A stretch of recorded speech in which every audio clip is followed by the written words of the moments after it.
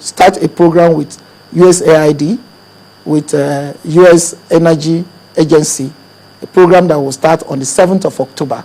That is involving Nigeria and 6 other countries of Africa. They are going to come into Napton, and we're going to still be with them for 1 week. The faculty is jointly being provided by the USEA, and you said USAID is funding the program. So when they come, they are going to see what we have on ground, and they will go back to their countries, and they will propagate us, and that will enable us to at least showcase Nigeria that if you are looking for where you are going to obtain training or skill, acquire skill, as you can come to Nigeria. And therefore, Nigerian government, what they are doing now, I will encourage and plead that they will continue to do it and even put more money.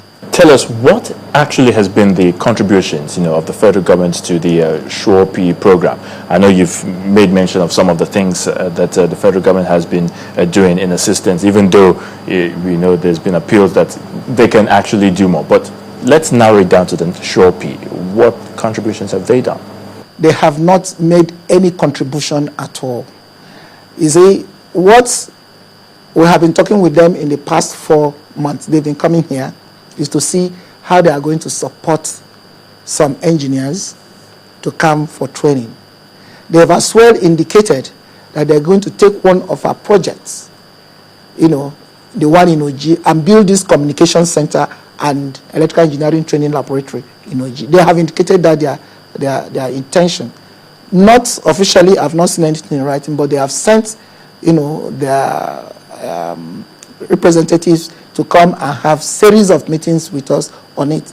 Now, SURE-P has not made any significant contribution towards the development of manpower in the power sector. But I feel, that if there is anywhere SURE-P is to intervene, it's in the power sector and it's in development of the youths. Because what they are doing, the graduate skill internship that Minister of Finance, which I spoke before, is doing, is not extended to power. I don't think there is anybody, I think they have done about 2,000 now. There is nobody for power. And if we are saying that power is going to take its appropriate position and the bedrock or the foundation for development, then that is where SURE-P should turn its intervention to.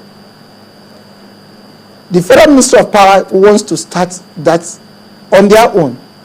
You mean an internship? The internship program, specifically for power, both for artisans, for technicians, and for engineers. But we will have a more effect and reach more people, more youths, if SURE-P come in to assist in this very particular direction. Because I can't see, if you come to power now, people who are in the power sector now, they've aged. It's true. Look around you, even now where you live, and those that come, and the people that come to repair faults within your locality, those that carry ladder, they have not been trained. The old ones among them will just sit down and ask the young people to go up, and they will kill themselves. That we have tried as much as possible to reduce, because we encourage, when we are getting money from what we call MITO, from market operator, we're able to train as much, over 5,000 people, and the result is that. So SURE-P should actually come into power sector to develop the youths and provide them. I'm talking about 17,000 youths that will be required to support 40,000 megawatts. 17,000 youths. Like I was saying, they encouraged us, the NDPHC, through the Vice President of the nation, who is the chairman, has encouraged us to disseminate this information, expand our jingle, to enable Nigerian youths know the potentials that exist in the power sector, so that they can come up, buy into it, get trained, and If you like, go to 50,000 megawatts. You will have Nigerians who will manage this. So Shopee, obviously, they have not, since we started, we have not seen a kobo from Shopee.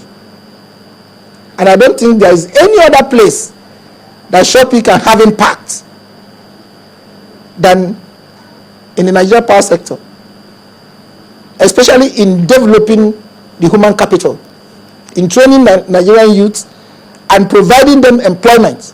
All right, well said, Engineer Okeke. But let's even come to another interesting development or incident. That's talking about a global award, a golden award that you received recently for quality and business prestige. That's from a body known as Other Ways Association Management and Consulting from France. Now, tell us, how did you feel when this incident happened? Of course, you answered that after this break, so please stay with us. We're not done yet. It's the question time on Channels Television. We'll be right back. Right, you're welcome back. It's still question time on Channels Television, and the DG of the National Prt1 Institute of Nigeria, NAPTIM, Engineer Reuben Okeke, is still here with us. Now, it's certainly one thing to get an award, from any organization or association, whether at home or abroad, but it's another thing to, achieve your set objectives as an institute. But besides that, what other projects can you tell us has been embarked upon so far?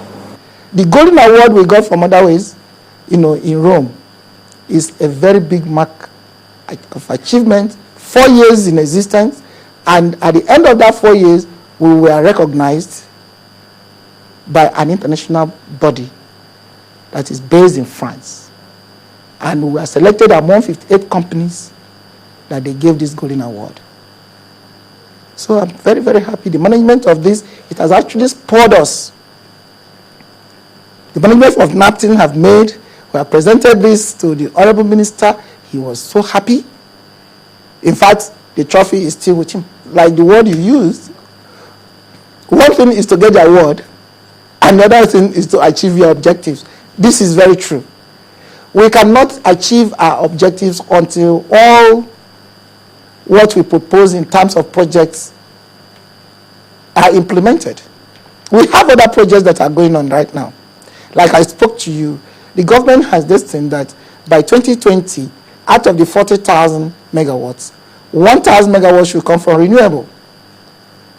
Now, we, in conjunction with the GIZ of Germany, under energy support for energy support for Nigeria, we are building a demonstration plant where people will be trained, young Nigerians should be trained on how to manage and operate and even design and choose the right energy source in Kainji.